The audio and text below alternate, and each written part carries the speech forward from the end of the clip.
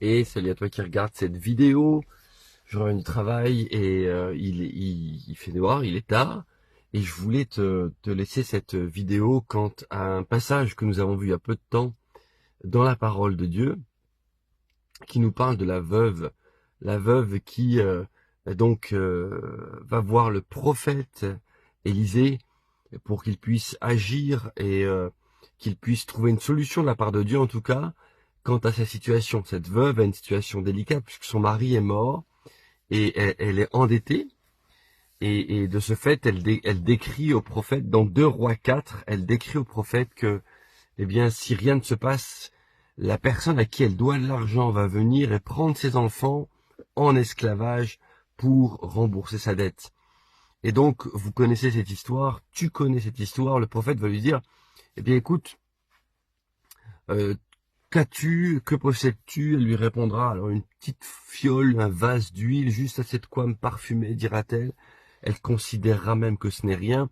Et alors il lui dira, eh bien, va chez tes voisins et puis emprunte des vases, emprunte des jarres, emprunte des vases. Et il dira, selon les traductions, surtout emprunte-en assez, ou une autre traduction dira, et n'en emprunte pas un petit nombre. Donc, par voie de conséquence, à l'inverse, emprunte-en un grand nombre. Surtout, emprunte-en assez. Alors, on sait à la fin de cette histoire extraordinaire, que quand la veuve aura fait couler l'huile dans les vases, eh bien, la petite fiole d'huile aura miraculeusement rempli de grands vases.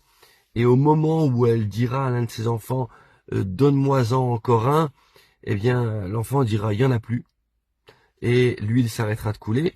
Et il est dit qu'elle aura assez d'huile en la revendant un pour rembourser sa dette. Mais en plus, avec le reste, elle pourra vivre, prendre soin d'elle, elle et de ses enfants. Ça, c'est la gloire de Dieu, c'est la bonté de Dieu. Mais je voulais juste, avec toi, si tu veux bien, juste quelques instants encore, dire, mais en 2 Rois 4, verset 3, quand il dit emprunte des vases, surtout emprunte-en assez, ou emprunte-en un grand nombre, ou n'en prends pas un petit nombre, voilà. Qu'est-ce que ça peut vouloir dire aujourd'hui pour nous? Cette veuve était dans une situation physique, matérielle, il y avait des vrais vases, elle a fait une démarche de foi, mais pour nous, dans la vie de tous les jours, qu'est-ce que ça peut vouloir dire? Comment peut-on, devant une situation, quelle qu'elle soit, présenter à Dieu un grand nombre de vases? Comment tu vas faire ça? Comment? Ça veut dire quoi? Eh bien, c'est en fait ici une histoire de foi, tu t'en doutes. Et on peut essayer de synthétiser cette démarche-là de la manière suivante. Les vases que tu vas présenter à Dieu représentent les pensées, les paroles et les actes qui vont définir de quelle manière, à quelle grandeur tu t'attends à l'action de Dieu. De quelle manière, de quelle grandeur, avec quelle ouverture de foi tu t'attends à ce que Dieu remplisse ta situation. C'est ça que ça veut dire. Ça veut dire que sur telle situation, que ce soit une situation de précarité, difficile dans la famille, situation de couple qui doit se rétablir, situation financière, situation de besoin de guérison intérieure, guérison des pensées, de toutes sortes de choses, eh bien, la vraie question, c'est quel vase apportes-tu devant Dieu? Comment tes pensées, tes paroles et tes actes vont-ils demander que tu t'attends à une réponse, vont-ils attester que tu t'attends à une réponse généreuse de la part de Dieu, une grande réponse de la part de Dieu, plutôt qu'une petite réponse? Dans ce contexte-là, les pensées, les paroles et les actes vont démontrer forcément la taille de ton vase, ou la taille de tes vases, ou le nombre de vases que tu auras ramené devant Dieu. Dieu ne remplira que les vases de foi que tu l'amèneras. L'huile s'est arrêtée au moment où il n'y avait plus de vase. L'huile, c'est la bénédiction de Dieu. Et Dieu veut te bénir. Tu es béni déjà de toute bénédiction spirituelle dans les cieux. Ces bénédictions sont dans les cieux et elles sont appelées à tomber sur toi. Mais dans quoi? Dans les vases de foi que tu vas amener à Dieu. Donc je t'invite par cette courte vidéo, c'est un encouragement à ne pas penser, décrire ou agir sur tes situations avec de petites considérations. Devant les situations, comme je le dis, de précarité, où tu veux voir Dieu agir, où tu veux voir la main de Dieu se poser sur tes finances, ou alors tu veux voir la main de Dieu se poser sur ta santé, les phrases du genre « Bon, à la grâce de Dieu, on verra bien », ça tient pas le choc. Si cette veuve avait dit « Bon, on verra bien », ça tient pas le choc. La démarche de cette veuve, la manière et l'amplitude avec laquelle elle a réuni le nombre de vases a défini la dose d'huile et donc de bénédiction que Dieu allait déverser dans sa vie. C'est la même chose pour nous.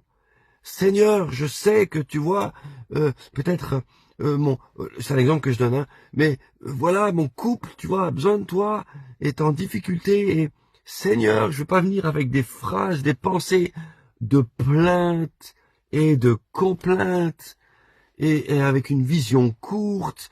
Non, non, Seigneur, je vais proclamer mes pensées, mes paroles et mes actes vont témoigner que je crois que tu es le Dieu riche en bénédiction et que, Seigneur, j'amène devant toi, non pas juste en disant un petit vase, en disant, Seigneur, je crois que tu peux nous faire du bien.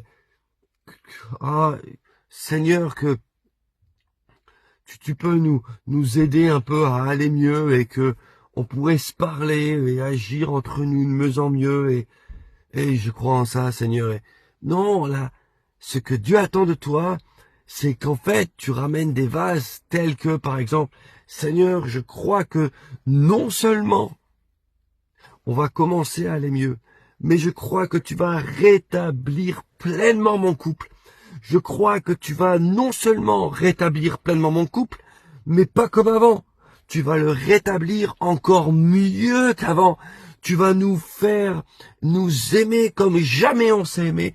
Tu vas nous rendre inébranlables comme jamais nous l'étions. Tu vas nous bénir, Seigneur Dieu. Plus, comme dit la parole de Dieu, que nous pourrions même l'imaginer. Et ce que je t'invite à faire dans tes situations, présente à Dieu des vases, grands vases, plusieurs vases.